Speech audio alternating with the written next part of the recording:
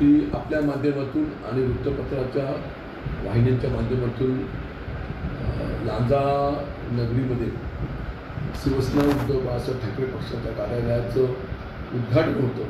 त्या उद्घाटन प्रसंगी माजी खासदार विनायक राऊत यांनी नगरपंचायतीचा जो घनकचरा प्रकल्प आहे त्या जागेसंबंधीचा माझा संबंध जोडला गेला आणि त्या ठिकाणी मी त्यांच्याकडनं पैसे घेतले असा करता माझ्यावरती आरोप केलेला आहे। मी आपल्या माध्यमातून लांजावासीयांना सांगू इच्छितो की हा जो घनकचरा प्रकल्प हा जो विषय आहे तो विषय लांजा शहरातल्या लोकांची गरज असेल, नंतर त्या ठिकाणी घनकचरा प्रकल्प झाला पाहिजे अशा तऱ्हेची शासनाची भूमिका आहे आणि त्या अनुषंगाने तो जिल्हा प्रशासन, त्यामध्ये प्रांत कार्यालय असेल, त्यामध्ये तहसीलदार कार्यालय असेल, नगरपंचायत असेल आणि सर्व असणारी आपली ती संयुक्त बॉडी असेल, त्या सर्वांनी मिळून घेतलेला तो एकमुखी निर्णय आहे। लांजा नगरपंचायतचे नगराध्यक्ष आणि ती टीम आणि मी त्यावेळेला उद्धव बाळासाहेब ठाकरे या पक्षाबरोबर त्या ठिकाणी आमदार म्हणून काम करत होतो।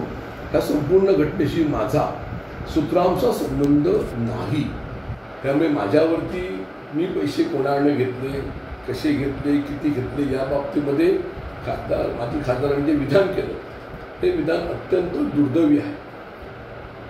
अशा बाबतीमध्ये माझा कुठेही सुतराम संबंध नाही आणि म्हणून मी सांगू इच्छितो की या विषयाशी माझं नाव जोडलं जातं ही दुर्दैवाची गोष्ट आहे। खरं म्हणजे असलेल्या नगरपंचायतीच्या असलेल्या ह्या विषयाबद्दल माझा कोणताही संबंध नाही।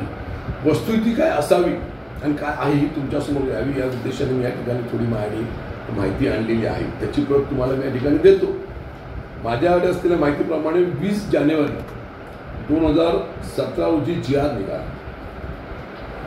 घनकचरा व्यवस्थापन निकषानुसार तज्ज्ञ समिती नेमली जाते, त्यामध्ये नगराध्यक्ष अध्यक्ष म्हणून असतो, त्यात नगरपंचायत आहे, नगर रचनाकार त्यामध्ये आहे, त्यामध्ये इरिगेशन आहे, महाराष्ट्र पोल्युशन कंट्रोल बोर्ड आहे, जिल्हा प्रशासन आहे, अशा तऱ्हेची ही समिती असते आणि या समितीचे प्रमुख हे जिल्हाधिकारी असतात। या बाबतीमध्ये शासनाने त्यांना स्पष्ट कळवलं होतं की घनकचरा प्रकल्प हा तुम्हाला राबवावा लागेल, त्याला जागा खरेदी करणं, प्रकल्प राबवणं यासाठी जो निधी लागतो तो निधी शासन उपलब्ध करून देतं आणि त्या पद्धतीने तुम्ही तातडीने ते केलं पाहिजे अशा तऱ्हेची शासनाची त्यांच्याकडे पाठपुरावा चालला होता।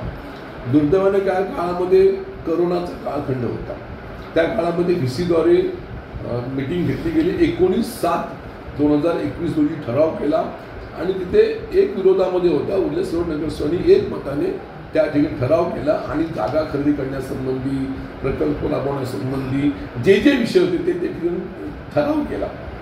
त्याला असंही एका हरित लवादाने नोटीस दिली होती।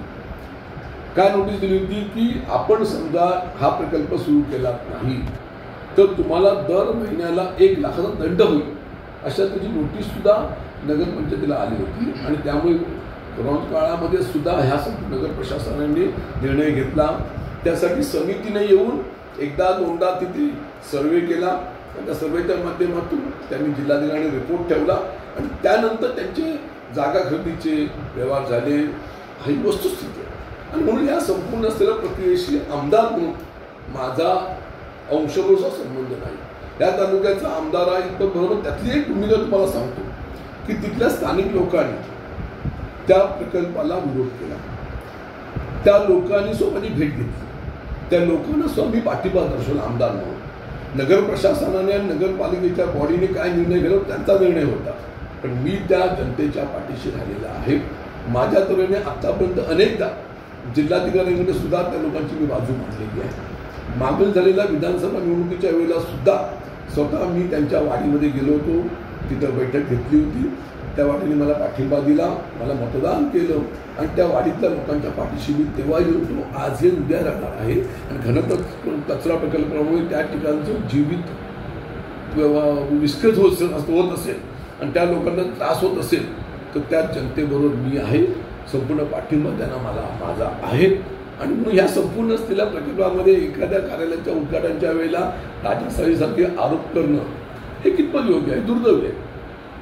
आज नाही म्हटलं तरी आज 20 वर्ष मी या ठिकाणी राजापूर लांजा साखरपा मतदारसंघामध्ये उमेदवार म्हणून आलो होतो, पराभूत झालो. पराभूत झाल्या दिवसापासून आत्तापर्यंत 15 वर्ष त्या ठिकाणी लोकांची सेवा केलेली आहे. तर राजन साळवी हा काय होता, काय आहे, कसं काम करतो ह्याची पोचपावती इथल्या शिवसैनिकांकडे आहे. जनतेच्या नागरिकांच्या ज्या समस्या आहेत त्या सोडवण्यासाठी राजन किती कटिबद्ध आहेत हेही त्या ठिकाणी मला स्पष्ट सांगायला आवडेल. आणि म्हणून अशा तऱ्हेचे आरोप माझ्यावरती करून मी कुठे डगमगणार नाही आहे. उलट माझं असं म्हणणं आहे की जे आरोप करतात आहेत त्यांनी सुद्धा आत्मचिंतन करावं. आज विनायक राऊतांनी, माजी खासदारांनी माझ्यावरती जे आरोप पैशासंबंधी केलेले आहेत मी त्यांना जाहीरपणे सांगू इच्छितो की आपण मुंबईमध्ये होतात, मुंबईमध्ये पराभूत झालात, त्यानंतर कोकणामध्ये तुम्हाला शिवसेना बाळासाहेब ठाकरेंनी पाठवलं आणि आल्यानंतर सिंधुदुर्गातल्या जनतेने आणि आम्ही पदाने तुम्हाला आपल्या सोबत घेऊन प्रत्येक जनतेपर्यंत पोहोचवलं. तुम्हाला जनतेने ते खासदार निवडून दिलं आणि तुम्ही दुर्दैवाने त्यावेळेस पराभूत झाला. आम्ही या मतदारसंघातून 21,000चं मताधिक्य हे त्यांना दिलेली वस्तुस्थिती आहे. आणि म्हणून कोण पैसे घेतं, काय करतं याच्याबद्दल माझ्याकडे अनेक पुरावे. आज महाराष्ट्रामध्ये आज विचार केला तर महाराष्ट्राच्या तुलनेमध्ये मागे झालेल्या विधानसभा निवडणुकीमध्ये महाराष्ट्रामधल्या शिवसेना उद्धव ठाकरेच्या पक्षाच्या वतीने अनेकांना उमेदवार दिल्या. तेव्हा त्यांच्याकडनं कशा तऱ्हेचे पैसे घेतले, नंतर निवडणुकीमध्ये ते पराभूत होताना त्या आपल्या उमेदवाराच्या विरुद्ध समोरच्या उमेदवाराला कशी मदत केली, कसे पैसे घेतले याचे अनेक पुरावे मी सांगत नाहीये. सोशल मीडियाच्या माध्यमातून, प्रिंट मीडियाच्या माध्यमातून त्या लोकांनी आपली त्याची मुलाखत दिलेली आहे की आमच्याकडनं त्यांनी कसे कसे पैसे घेतले. टाइम्स डिजिटलला लाईक करा, शेअर करा, सबस्क्राईब करा आणि बेल आयकॉन दाबायला विसरू नका. Times digital.